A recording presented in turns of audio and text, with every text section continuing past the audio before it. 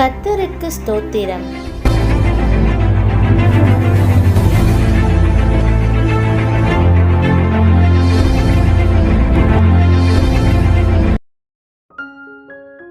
இன்றைய வசனம். பரியாசக்காரன் என்றால் யார்? அகங்காரமும் இடும்பும் உள்ளவனுக்கு பரியாசக்காரன் என்று பெயர். நீதிமொழிகள் 21 அதிகாரம் 24 வசனம்.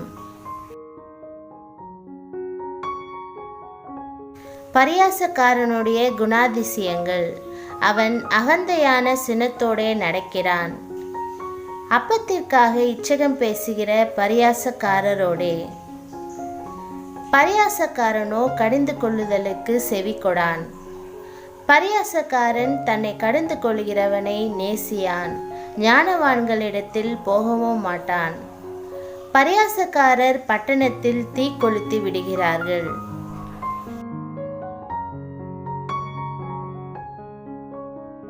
பரியாசக்காரனுக்கும் தண்டனை உண்டு. பரியாசக்காரனை தண்டிக்கும் போது பேதை ஞானமடைவான். நீதிமொழிகள் 21 அதிகாரம் 11 வசனம். கிறிஸ்துவுக்குள் பிரியமானவர்களே, இன்றைய தினத்தில் ஒரு சுய பரிசோதனை செய்து பாருங்கள். பரிசுத்த வேதாகமத்தில் குறிப்பிடப்பட்டுள்ள பரியாசக்காரனின் குணாதிசயங்கள் உங்களுக்கு இருந்தால் ஆண்டவரிடம் அறிக்கை செய்து அதை விட்டுவிடுங்கள்.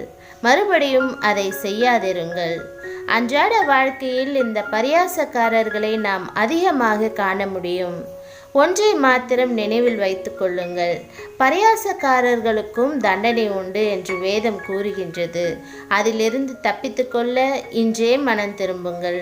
தேவன் உங்களை வழிநடத்துவாராக. இன்றைய கட்டளை.